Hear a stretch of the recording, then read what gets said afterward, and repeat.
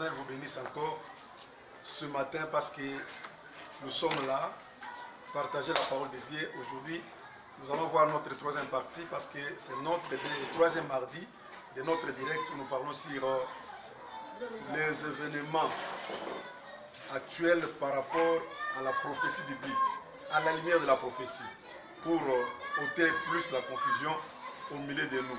C'est pourquoi nous avons intitulé notre message « Quelle heure est-il » Donc, j'ai expliqué la fois passée par rapport à temps, pourquoi nous parlons de quelle heure est-il, et on a trouvé Israël dans le temps. Je ne saurais pas revenir là-dessus parce qu'on a passé déjà 2 séances. On a trouvé Israël dans le temps, et Israël est devenu comme notre calendrier prophétique, notre horloge prophétique qui est en train de définir le temps pour nous les nations. Alors, nous prions le Seigneur. Dieu d'Abraham, nous bénissons ton Saint-Nom, le maître des temps et des circonstances, le créateur des choses visibles et invisibles, Dieu grand et redoutable, celui qui a ni fin ni commencement du jour. Merci pour cette occasion éternelle, Yahweh, où nous voulons parler de ta part éternelle. La Bible dit, Saint-Père de gloire, dans ta parole il y a la vie, et cette vie est la lumière des hommes. Merci Jésus, nous voulons éternel Yahweh que tu nous accompagnes éternel. Nous voulons parler Seigneur éternel au cœur de ton peuple, et que Seigneur, qu'ils sentent éternel, comme les disciples qui étaient sur le chemin de Damas, ils se disaient, est-ce que nos cœurs ne se brûlaient-ils pas au-dedans de nous quand ils nous enseignaient l'écriture? L'enseignement de l'écriture amène le feu dans le cœur éternel des armées. Nous voulons que leur cœur brûle au-dedans de Seigneur notre Père. Papa, nous bénissons ce moment. Au nom de Dieu, ainsi. Amen. Voilà, bien-aimés. Je crois, depuis la fois passée, on a exploité les versets de Marc, je crois, Marc chapitre 7, verset 24. C'est ici où nous étions limités. Marc 7, 24, je pense que ça doit être jusqu'au verset 27. Marc 7, 24 à 27. Alors, nous avons expliqué ces choses à partir de Marc. Il y a une chose que nous devons savoir, parce que, vous savez, quand Moïse était né, sa mère, elle a fait un panier. Après avoir fait le panier, elle a mélangé le bois pour fabriquer ce panier. Et il a pris l'enfant, il l'a mis dans le panier, il l'a fermé. Il a déposé l'enfant sur les eaux. Alors, pour comprendre ce qui était dans le panier, il faut qu'il y ait une personne qui doit ouvrir le panier et voir ce qui était dans le panier. Si le panier n'est pas ouvert, on peut entendre le pleur de l'enfant, mais on ne discernera pas si cet enfant était mâle ou bien encore c'était une fille. Donc pour comprendre ces choses, il fallait d'abord qu'on ouvre le panier. Or, l'enfant de la fille de Pharaon, quand il vient dans l'eau, il doit prendre le panier, il ouvre le panier. C'est quand il ouvre le panier qu'il se rend compte que c'est un enfant mâle, enfant des Hébreux. Écoutez, je voulais seulement dire que le panier, c'est l'ensemble de l'écriture. Là, nous avons Jérémie, nous avons Exode, nous avons Jean-Baptiste, nous avons toutes les écritures. L'ensemble d'écritures, c'est réuni, c'est ça le panier. Maintenant, le Fils est à l'intérieur. Le Fils, c'est quoi? C'est la révélation. Le Fils, c'est quoi? C'est l'enseignement. Maintenant, pour comprendre, il faut ouvrir les Écritures. Donc, on ne peut pas comprendre ce qui est dans le panier si on n'ouvre pas le panier. Mais si l'Écriture n'est pas ouverte, nous ne pouvons jamais comprendre ce qui est dans l'Écriture. Alors, voilà tout ce que nous sommes en train de faire, c'est ouvrir l'Écriture pour comprendre l'enfant qui est à l'intérieur. Vous savez, hein, les jours où Saoul a été oué comme roi, la Bible dit, après avoir reçu l'onction royale, un jour, ils se sont retrouvés avec le prophète Samuel. Le peuple d'Israël ont cherché les rois. Les rois étaient où? Cachés derrière les bagages. Saoul derrière les bagages cachés. Pendant ce temps-là, lui derrière les bagages, on le cherche. Il faut maintenant qu'il y ait un Samuel qui doit maintenant chercher à disperser les bagages pour faire sortir Saoul. Bien aimé, l'enfant ou la révélation est cachée derrière les bagages. Les bagages, c'est l'écriture. Donc l'écriture est en train de bloquer Jésus. Il est en train de bloquer la révélation.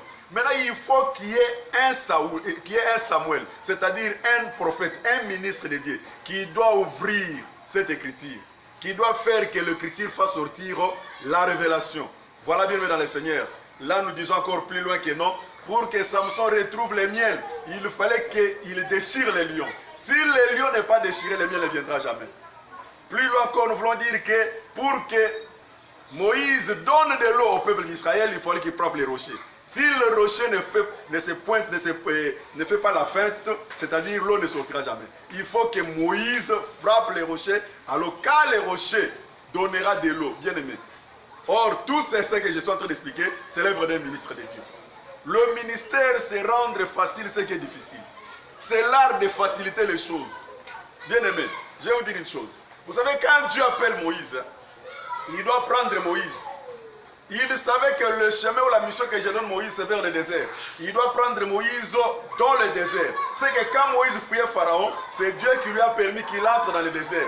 Alors Moïse doit s'habituer au désert. Il doit comprendre les réalités du désert. Alors quand Moïse revient, écoutez, quand Moïse revient, après avoir compris les réalités du désert, vous allez comprendre que quand il prend le peuple d'Israël, il marche avec ce peuple.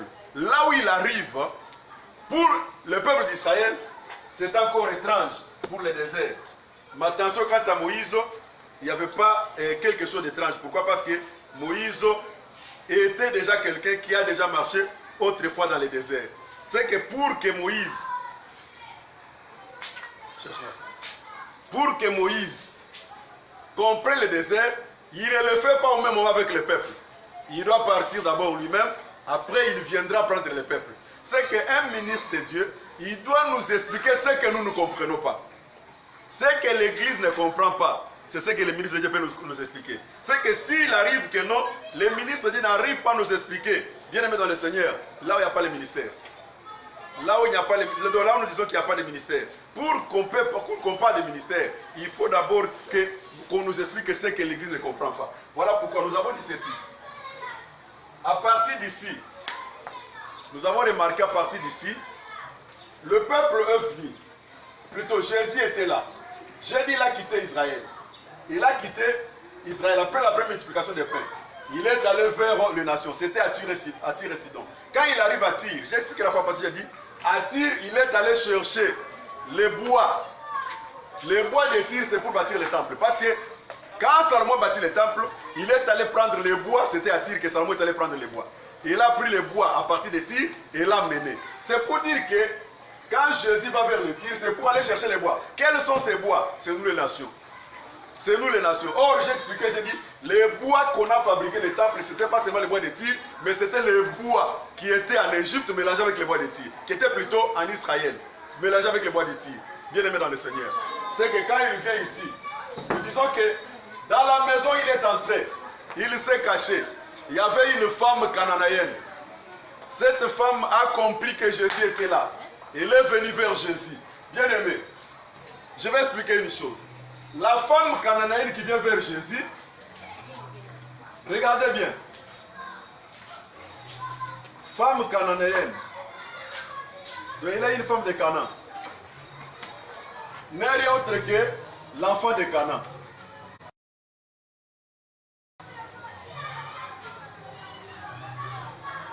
Il vient vers qui? Il vient vers Jésus-Christ.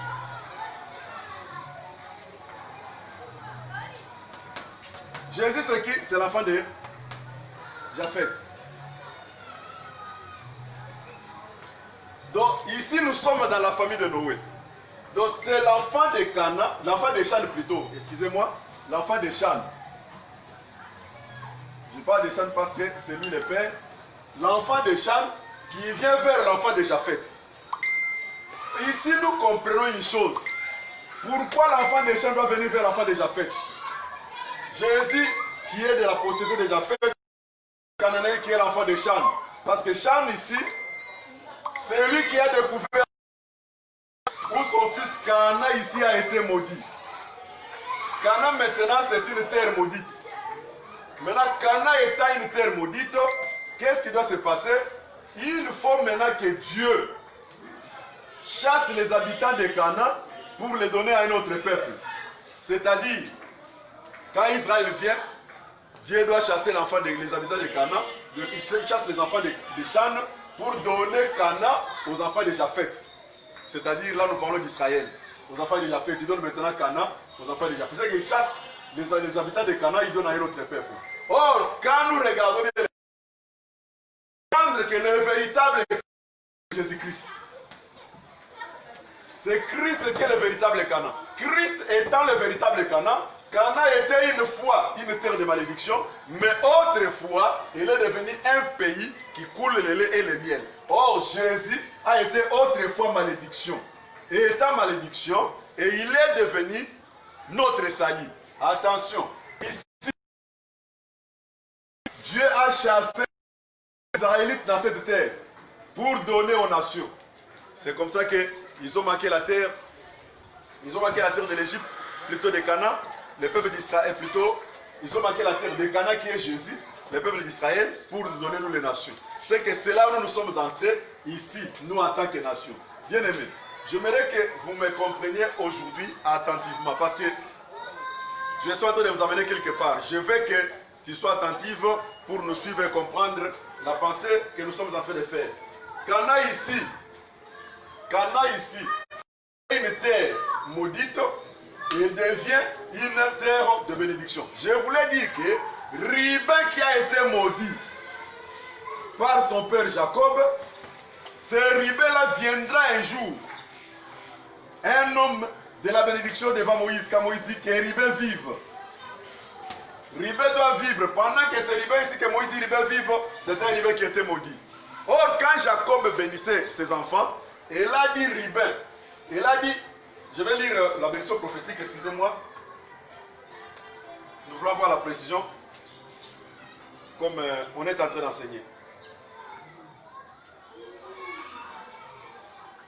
Écoutez la bénédiction prophétique de Ruben. Je crois que c'est Genèse 49. La Bible dit, verset 3. Ruben, toi mon premier-né, ma force et les prémices de ma vigueur, supérieur en dignité et supérieur en puissance. Impétueux comme les eaux, tu n'auras pas la prééminence, car tu es monté sur la couche de ton père. Tu as essuyé ma couche en y montant. C'est que Ruben ici, impétueux comme les eaux, c'est que Ruben, il est tantôt l'homme et il est tantôt l'eau. Et tant que l'homme, il est monté sur la couche de son père, il est maudit.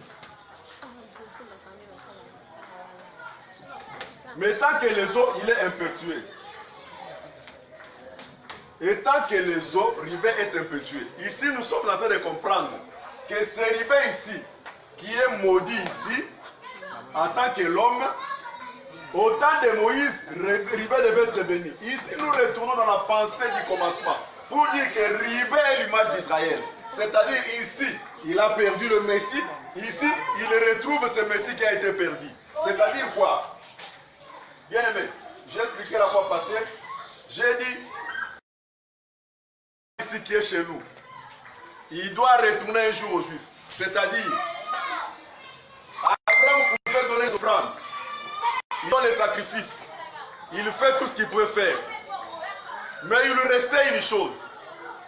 Il a sacrifié les animaux, les boucs, les taureaux. Mais il lui faut un autel qui doit sacrifier un homme. C'est ce qui lui restait. Pourquoi? Parce que la Bible dit, il n'a voulu ni sacrifice ni offrande.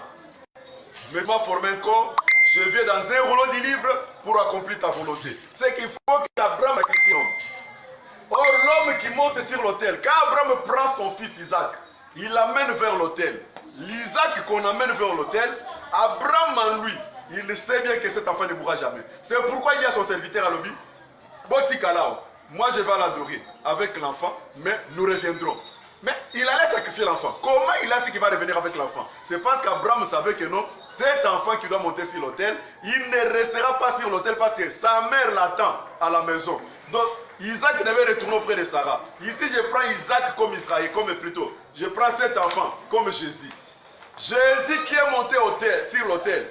Je vous préviens pour vous dire qu'il n'est pas mort sur l'autel parce qu'Israël attend. S'il mourait, il n'allait pas retourner. Il n'est pas mort sur l'autel parce qu'Israël attend. Christ qui est monté sur l'autel, il n'est pas mort là-bas. C'est-à-dire, pendant qu'il est avec nous ici, il retourna vers sa mère. Sa mère, c'est qui? C'est Israël. Donc il va retourner vers Israël. Or, quand il retourne vers Israël, c'est là où nous sommes en train, je crois, peut-être le mardi prochain, je vais classer le fait de l'Éternel par rapport à la ligne des temps, pour expliquer bien la ligne des temps et comparer avec la marche de l'Église depuis sa naissance jusqu'à l'enlèvement. C'est très important Parce que si nous comprenons ces choses, nous n'allons pas entrer dans la confusion. Parce que si nous ne savons pas la ligne de temps, et nous allons nous embourber dans n'importe quel lié, et ça va mener à la confusion. Alors, je crois que ces choses, je vais l'expliquer la fois prochainement. Maintenant, je suis en train de parler d'Abraham, plutôt d'Isaac. Cet Isaac qui est avec nous ici, il est attendu par Sarah, sa mère. Donc Isaac qui est monté sur l'autel, Sarah l'attend. C'est comme ça qu'il sera remplacé par un bélier pour qu'il retourne vers sa mère. Or, la mère, c'est Israël. Il fallait que ce Jésus que nous voyons retourne en Israël vers sa mère. C'est-à-dire, il ne restera pas toujours avec nous. Or, avant qu'il reste avec nous, j'ai expliqué la fois passée, j'ai dit, quand Élie entre dans la maison de la veuve, il doit trouver des services à faire. Des services, j'ai expliqué le premier service, c'est la multiplication. Le deuxième, c'est la résurrection. C'est qu'il faut qu'Élie réalise la multiplication. Après, il réalisera la résurrection. Et alors, il sortira dans la maison de la veuve pour retourner en Israël. Retourner auprès d'Akab. Or, si les deux services ne sont pas encore accomplis, Élie ne quittera jamais. Or, la multiplication, c'est ce que nous vivons aujourd'hui. C'est que nous vivons aujourd'hui, la multiplication. La farine et l'huile, c'est la parole et le Saint-Esprit. C'est là encore au milieu de nous. Et il est en train de multiplier toujours la farine et l'huile. Donc nous continuons à manger, nous continuons à vivre. C'est que nous sommes en train de faire, nous sommes en train de donner la nourriture. Nous continuons à manger. Mais vers la fin, le dernier service, c'est l'enlèvement. Quand les morts ressusciteront et les vivants changeront. C'est ça la résurrection. C'est le dernier service. C'est ce qui amènera Élie de retourner en Israël. Si le service ici n'est pas encore accompli, Élie ne retourne pas. Ici, je prends Élie comme l'image de Christ. Christ qui est au milieu de nous, il est en train d'accomplir ce service. Nous vivons le temps de la multiplication. Et quand la résurrection viendra, il retournera en Israël. Il retournera vers son peuple. C'est là où nous parlons de moitié. L'autre moitié des semaines de Daniel. Ou encore la dernière semaine de Daniel. Alors bien aimé dans le Seigneur. Je vais expliquer quelque chose.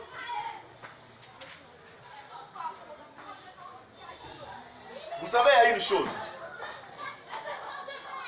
Zacharie, il était sacrificateur parce qu'il était de la lignée des sacrificateurs. Selon les sorts, c'est lui qui devait entrer pour servir. Quand Zacharie est entré dans les sacerdoces, il est allé servir. Ici, je suis en train toujours de démontrer Israël et l'Église, parce que ce sont les acteurs majeurs de la Bible. Donc, dans la Bible, nous avons les deux acteurs majeurs, nous avons Israël et l'Église. Et en dehors de ça, nous avons le ciel et la terre. Nous avons l'homme et la femme. Là, je pense qu'on va expliquer ça plus tard. Alors, maintenant, quand Zacharie entre pour servir dans l'œuvre sacerdotale, la Bible dit pendant qu'il est après service, en train d'offrir le parfum, et là vient un ange qui sort à côté de lui. C'était qui? C'était Gabriel. Gabriel sort. Il vient vers Zacharie. Après, il cause avec Zacharie. Il dit à Zacharie, comme tu n'as pas écrit mon message, tu resteras muet jusqu'à l'accomplissement de la situation. C'est que Zacharie ne peut pas parler. Maintenant, il sort, il va vers Marie. Quand il arrive vers Marie, il salue Marie. La salutation que Zacharie donne à Marie, donne un enfant au mari. Il donne un enfant à Marie, je voulais dire. Mais c'est même ange qui donne un enfant à Marie par une salutation. C'est le même ange qui a déclaré Zacharie muet. Zacharie reste muet, mais au moins Marie reçoit un enfant. Attention, la Bible dit dans les Proverbes, nous pouvons lire. Proverbes chapitre 27, verset 14.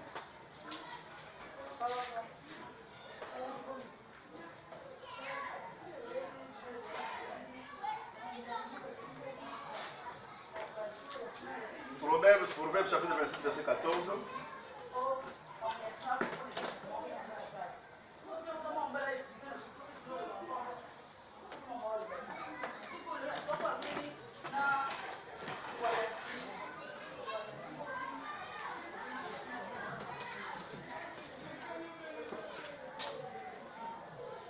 Il y a quelqu'un qui nous a écrit les versets. Je disais, si tu es en ligne avec nous, tu peux commencer à nous aider, à nous écrire les versets. J'ai dit Proverbe, chapitre 27, verset 14. Si l'on bénit son prochain à haute voix et de grand matin, cela est envisagé comme une malédiction. Ça, c'est fort. La Bible dit, si on bénit son prochain à haute voix, grand matin, c'est considéré comme une malédiction. Là, nous voulons dire que le matin, on ne peut pas se saluer. Si élément nous marchons, noir sur blanc sur cette écriture, c'est que toute salutation matinale devient une malédiction. C'est qu'on doit supprimer les bonjours. Parce que les bonjours, c'est le matin. Mais ici, nous devons comprendre, cette bénédiction ici, qu'on est en train de parler, dans d'autres traditions, on dit, si on salue ton prochain très tôt matin, c'est comme une malédiction. Or, en réalité, la salutation du matin,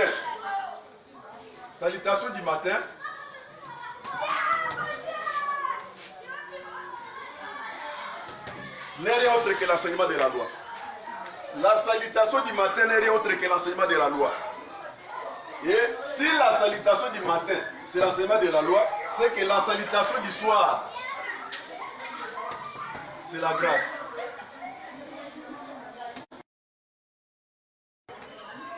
La salutation du matin, c'est l'enseignement de la loi. La salutation du soir, c'est la grâce. Je vais expliquer ça. Vous allez voir pourquoi j'ai donné ce verset. Quand l'ange arrive chez Zacharie, c'était le matin. Or, le matin, Dieu mioué. C'est ça la loi. Il dit, toi tu resteras mioué. Être mioué, c'est-à-dire ne pas se faire comprendre. Voilà pourquoi les gens ne comprenaient pas la loi. Parce que la loi est en train de sortir, de montrer comment Dieu est mioué. Difficile à comprendre. C'est-à-dire, le matin, il entre, il salue Zacharie. Zacharie devient mioué, c'est l'enseignement de la loi. Maintenant, le soir, il va venir vers Marie. Il salue Marie. Marie maintenant reçoit la sémence. Là, c'est la grâce. Oh, maintenant, c'est Zacharie ici. N'est rien autre que Zacharie, qu'on a salué le matin, n'est rien autre que Israël. Et Marie qui reçoit la salutation du soir, c'est l'église des nations. Donc, nous voulons faire comprendre que Israël a été privé de cette grâce pour que les nations puissent en bénéficier. C'est que cette salutation qui a fait que Israël devienne mioué, c'est la même salutation qui a donné la vie et la sémence à Marie. Voilà, bienvenue dans le Seigneur. Ici, je vais encore développer la pensée pour toucher un peu la vie de Jacob. Jacob a eu 12 fils. Parmi ces 12 fils, il a eu 10 fils dans sa jeunesse et il a eu 2 fils dans sa vieillesse. Donc les 10 fils de la jeunesse, c'est le fils du matin. Les 2 fils de sa vieillesse, c'est le fils du soir. Le fils du soir. Or, en réalité, vous allez comprendre que ces 10 sont la force. Parce que l'homme qui est jeune, il a la force, il a la vigueur. Il a presque tout parce qu'il est encore jeune. Maintenant, celle qui est déjà vieille, l'homme qui est déjà vieux plutôt, avancé en âge, un vieillard, il doit perdre la force, il doit perdre de la vigueur. Regardez, la Bible dit, David était déjà avancé en âge. Il est endormi. On doit choisir une jeune fille pour les placer sur la poitrine de David, afin qu'il réchauffe David. Or, quelle est la jeune fille qu'on choisit? Elle doit être une jeune fille vierge. Or, ces vieillesses de David ne nous dit pas que David était vieux toute la vie. David a été jeune, il était fort. Maintenant, quand il devient vieux, il commence à perdre sa force. Or, dans sa force, c'est ça la loi. Dieu dans sa force, c'est la loi. Maintenant, quand Dieu commence à perdre sa force le soir, quand nous parlons de vieillesse, c'est dans la grâce. C'est-à-dire, l'arche qui a frappé, qui a tué Uza, c'est la même arche qui entre dans la maison de Bédédom, qui commence à bénir les enfants de Bédédom, qui commence à rendre sa maison prospère. Or, cette arche, le matin, elle a tué, le soir, elle bénit. Là, nous comprenons la grâce et la loi. C'est-à-dire qu'en Israël, je crois en Israël, Dieu en Israël, c'est encore le matin. Et le soir, il vient vers les nations. Mais attention, cet ange qui est parti vers Marie, qui a donné la sémence, il va retourner encore chez Zacharie parce qu'il faut que Zacharie donne la semence. Il faut que Zacharie, sa femme, mette au monde. Il faut que l'enfant parle. Or, quand l'enfant parle, c'est-à-dire le messager retourne maintenant pour ouvrir la bouche de Zacharie parce que c'est lui qui avait fermé la bouche. N'oublie pas que quand Élie a bloqué le ciel, qui n'avait pas la pluie, pour que la pluie tombe, il fallait que le même Élie retourne en Israël. Quand il retourne, la pluie doit tomber. C'est que cet ange qui a dit à Zacharie, tu resteras muet, quand l'enfant vient, c'est le même ange qui viendra ouvrir la bouche de Zacharie pour que Zacharie parle. Et ça, c'est le 8e jour après la naissance de l'enfant, juste après la circoncision. On doit expliquer plus tard. Alors, bien le Seigneur. Quand il ouvre la bouche de Zacharie, donc Zacharie va parler encore. Pourquoi? Parce que le même messager doit revenir. Je vais expliquer une chose. Michael, c'est qui?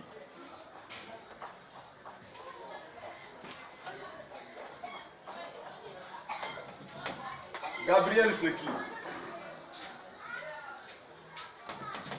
Ce sont des messagers. Or, le vrai messager, c'est Jésus-Christ. Michael, c'est un messager, Gabriel, c'est un messager. Le vrai messager, c'est Jésus-Christ. Il est Gabriel et il est aussi Michael. C'est comme ça qu'il est mort comme Gabriel, parce que Gabriel ne combat pas. Mais quand il ressuscite, c'est comme Michael. Quand il reviendra, c'est comme Michael.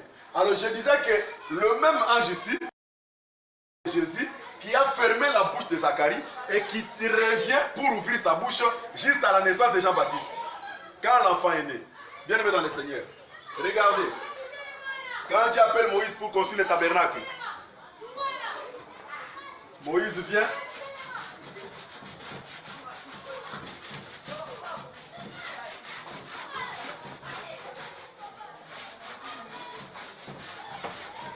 Je veux que tu comprennes les ponts qu'on est en train de faire, de passer d'un message à l'autre, d'un côté à l'autre.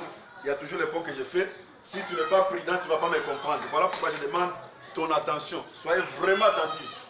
Quand Dieu appelle Moïse, c'est Moïse que Dieu a appelé. Il est de la famille de Lévi. Il reçoit la vision. Moïse reçoit la vision de bâtir le tabernacle.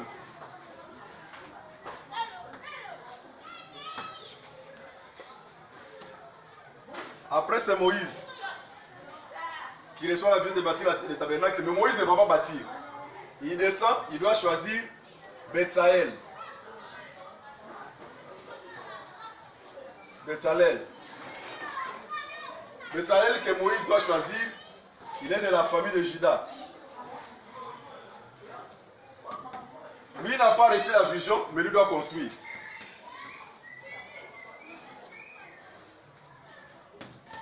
Betsaël doit construire. Mais il construit comment? Par la vision que Moïse lui a donnée. Moïse reçoit la vision, il appelle Betsaël parce que Moïse ne construit pas. Betsaël de Juda, de Lévi reçoit la vision, Juda construit. Quand Juda termine la construction, il doit ramener la tente auprès de Moïse. Il amène la tente vers Moïse. Moïse doit maintenant oindre la tente. Quand Moïse oint la tente, directement la colonne descend.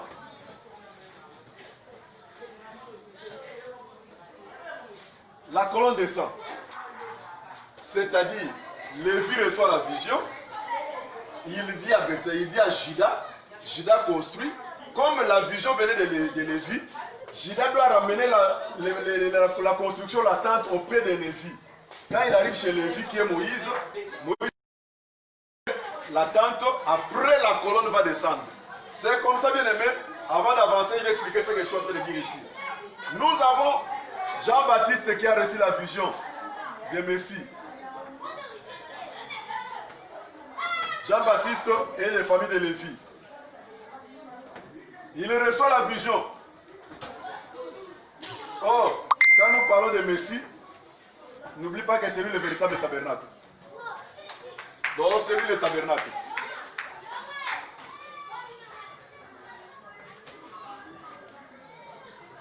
C'est lui le tabernacle. Maintenant, quand Jean, qui est Lévi, reçoit la vision, il doit prendre Betsaël, c'est Marie et Joseph.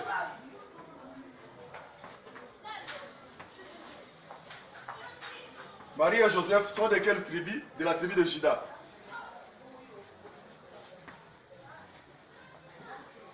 Il doit exécuter la vision. Quand Étienne a exécuté la vision, il a construit. Marie et Joseph vont construire. Ils vont exécuter la vision. Quand ils terminent à exécuter la vision, il y aura maintenant le tabernacle. Attention, jusque-là, la colonne, il faut que la tente auprès de Moïse. Lui qui avait donné la plutôt, Moïse qui avait donné la vision, qui avait reçu la vision. Or, ici, Lévi est représenté par Jean-Baptiste parce qu'il est de la tribu de Lévi. Maintenant, la tente va retourner. On doit ramener ce Jean-Baptiste. C'est le jour de son baptême. Quand on le ramène chez Jean-Baptiste, Jean-Baptiste, le fait de le baptiser, c'est qu'il a où est la tente. Quand il a où est la tente, la colonne va descendre. C'est le jour où la colombe est sortie et descendue sur lui. C'est que cette colombe qui descend est l'image de la colonne qui était descendue sur le tabernacle quand Moïse avait où est le tabernacle.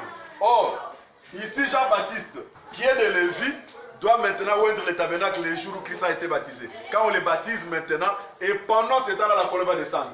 Mais ce que je voulais dire, c'est le tabernacle en question. L'écriture bien, je n'ai pas le temps de donner beaucoup de versets.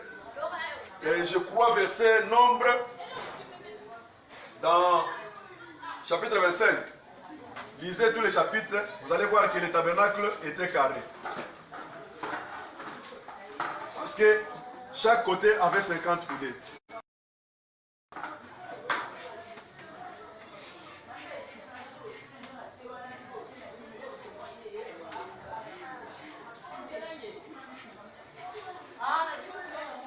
Chaque côté du tabernacle avait 50 coudées. Ça, c'est la clôture. Hein?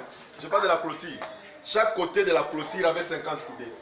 Maintenant, le 50 coudées de devant, voilà comment il a été réparti. Ici, on avait 15 coudées. Ici, 15 coudées. Et la porte ici au milieu était de 20 coudées. Donc, 50, 50, 50, 50. Maintenant, regardez.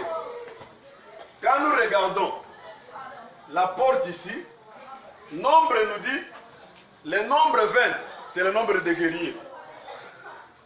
Christ vient et dit, je suis la porte. Cette porte est où? Au milieu. Comme il est la porte, c'est que c'est lui le guerrier. Donc ici c'est Jésus-Christ. Lui la porte, lui qui est notre guerrier.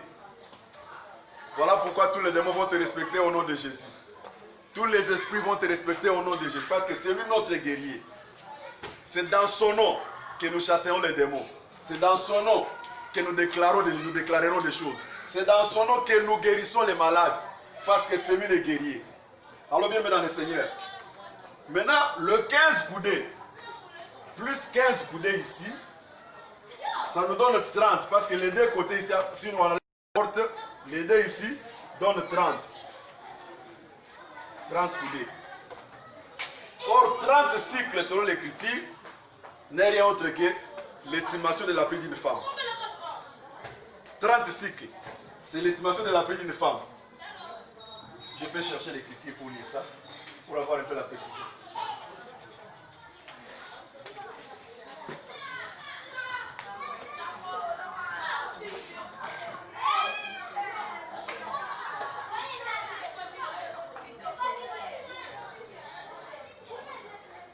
Lévitique 24, 27.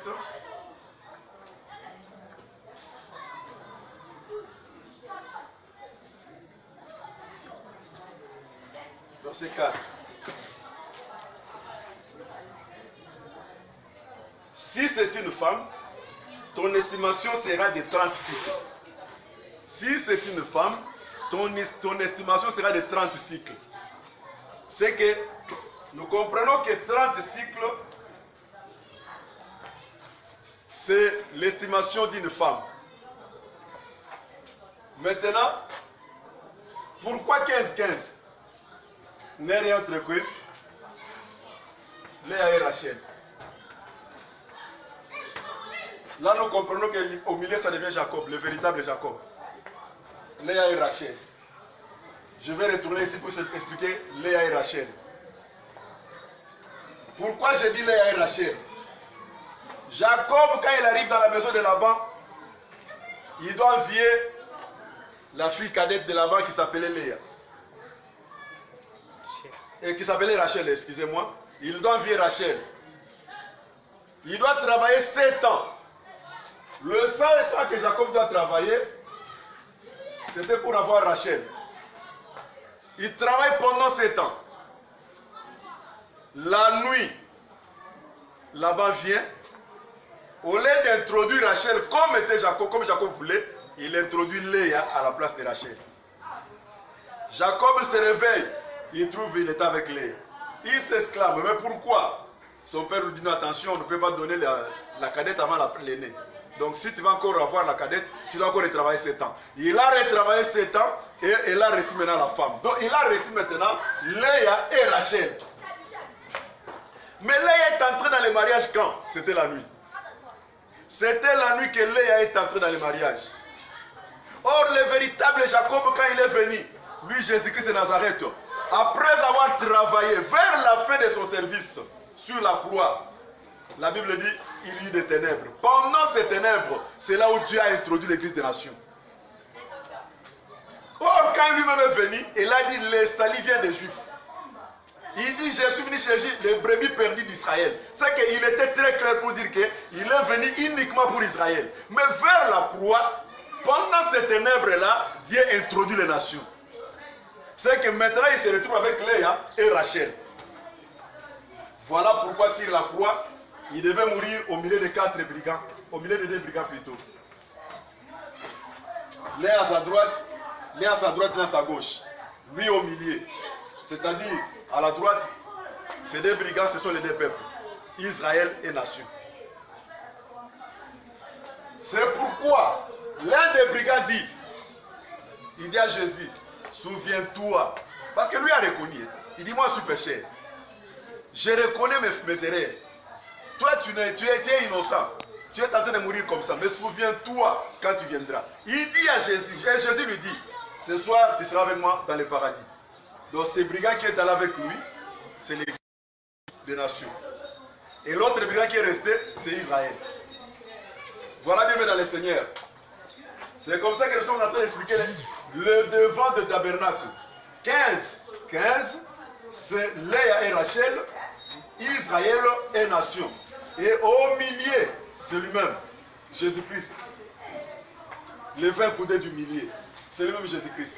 Alors, regardez maintenant. Ici, je vais expliquer quoi. Ouais, j'étais ici sous les brigands. Quand nous avons expliqué les brigands, Israël, plutôt Église, est entrée. Maintenant, vers la fin de la mission avec celui-ci, il viendra chercher celui qui est resté. Vers la fin de la mission avec l'Église, il viendra chercher Israël. Bien-aimé, les jours où Moïse sort de l'Égypte avec les enfants d'Israël, ils arrivent dans le désert. Moïse doit envoyer au moins 12 espions pour aller espionner la terre promise. Les 10 sont venus avec un rapport dire, mais les 2 ont amené un rapport tout. Non, si Dieu nous est favorable, nous allons entrer. Les 10 ont dit, devant ces gens-là, nous sommes comme des sauterelles. Nous ne pouvons jamais les affronter. Mais les 2 nous disent, si Dieu nous est favorable, en tout cas, nous allons entrer, nous allons conquérir la terre. C'est que le rapport des 2 était rapport doux et le rapport des 10 était rapport dire. Alors bien dans le Seigneur, nous comprenons comme nous l'avons dit. La dureté, c'est la loi.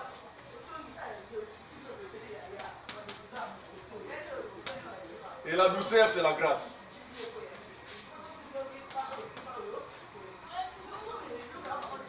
Là, nous sommes en train de comprendre que parmi les 5, je retourne, parmi les 12 fils de Jacob, donc les 10 plutôt de sa vieillesse, de sa jeunesse plutôt, c'était le dire, c'est la loi, et les 2 de sa vieillesse, c'est la grâce. Je vais expliquer ça bien. Il vient. Un jeune homme vient vers lui. Ce jeune homme-là lui dit, qu'est-ce que je peux faire pour entrer dans le royaume? Il dit, obéis au commandement. Combien? 10 commandements. Les 10 commandements. Les jeunes lui disent, j'ai commencé à obéir à ces commandements depuis ma jeunesse. Or, en réalité, depuis sa jeunesse, il a obéi à ces 10 commandements, mais il n'était pas guéri, il n'était pas sauvé. Il voulait maintenant voir la vie éternelle. Il avait senti qu'il n'avait pas la vie éternelle. C'est que les 10 commandements n'ont pas donné la vie éternelle à ce jeune homme. Christ va réduire les 10 commandements en deux. L'amour de Dieu et l'amour du prochain. C'est que le deux, qui est seulement l'amour de Dieu et l'amour du prochain, ces deux ici explique seulement que les 10 espions qu'on avait envoyés, c'est les 10 commandements, et les 2 espions, c'est les 2 commandements de l'amour. Et ces deux ici, 2 commandements ici, c'est ça la grâce. Encore nous voulons dire que les 10 fils de Jacob, dans sa vieillesse, c'est ça les 10 commandements. Et les 2 fils, dans sa jeunesse plutôt, 10 commandements. Et les 2 fils dans sa vieillesse, c'est ça les 2 commandements qui est la grâce. Voilà, bienvenue dans le Seigneur. Maintenant, tout ceci doit se faire selon le temps. Hein? Tout ceci doit se faire, attention, me montre le temps, il me reste seulement 5 minutes. Tout ceci doit se faire selon le temps. Il faut qu'il y ait un temps. J'avais prévu aujourd'hui de faire un tableau sur la ligne de temps. Mais je parlais beaucoup, je n'ai pas touché même ça. Je crois le mardi, c'est là où je vais commencer. On doit faire un tableau pour expliquer la ligne de temps. Alors, tout ceci, j'ai dit, ça devait se faire selon le temps. Il y a le temps de 10 et le temps de 2. Le temps de 10, c'est le temps d'Israël. C'est comme ça que Dieu a donné à Israël les 10 commandements parce que c'était le temps de 10. Et en plus, notre époque, Dieu doit donner les 2 commandements. L'amour de Dieu et l'amour du prochain. C'est ça maintenant le temps de grâce, le temps de la grâce. Bienvenue dans le Seigneur. Ce temps ici de la grâce que nous sommes en train de vivre actuellement, c'est un temps qui est venu et c'est un temps qui doit partir. Job nous dit quelque chose. Attention, je vais chercher le verset.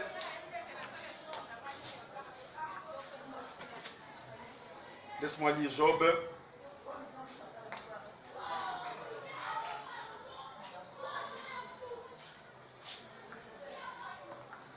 Excusez-moi, nous cherchons le verset.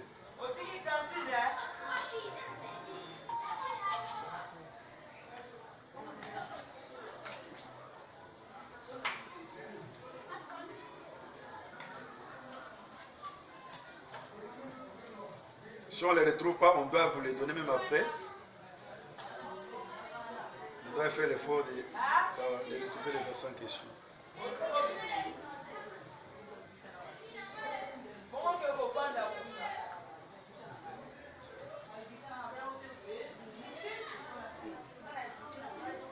Job chapitre 24, verset 1.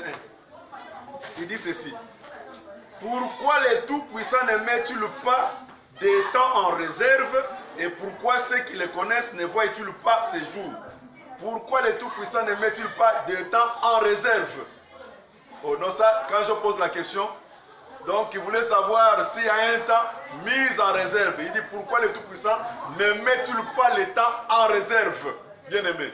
C'est temps mis en réserve que Job est en train de déclarer, c'est le temps d'Israël.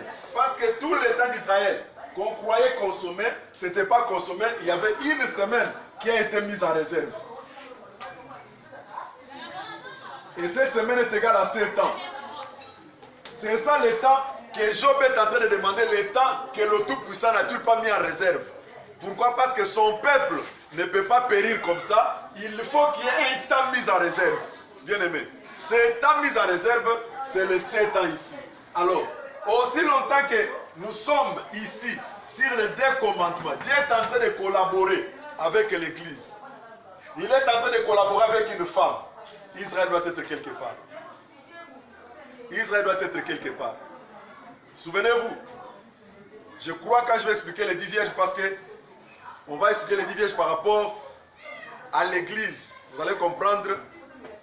Et les saints qui vont rester, ils seront associés avec qui? Et là, vous allez comprendre maintenant la place d'Israël. Donc, pour le moment, quand nous parlons d'Israël, c'est que nous parlons d'Israël nation en général. Et nous sommes en train d'exclure, j'ai expliqué depuis le commencement, nous sommes en train d'exclure les juifs messianiques. Merci beaucoup, nous signalons que le temps est déjà arrivé. Voilà, nous nous arrêtons ici. J'ai dit, le mardi prochain, je vais commencer par les tableaux qui expliquent la ligne des temps. Et nous allons prendre la vie de Joseph par rapport aux 7 fêtes de l'Éternel. Et cela, nous le définissons par rapport à la marche de l'Église depuis sa naissance jusqu'à l'éternité. Voilà, bienvenue dans le Seigneur. Nous sommes à la fin. Que Dieu vous bénisse.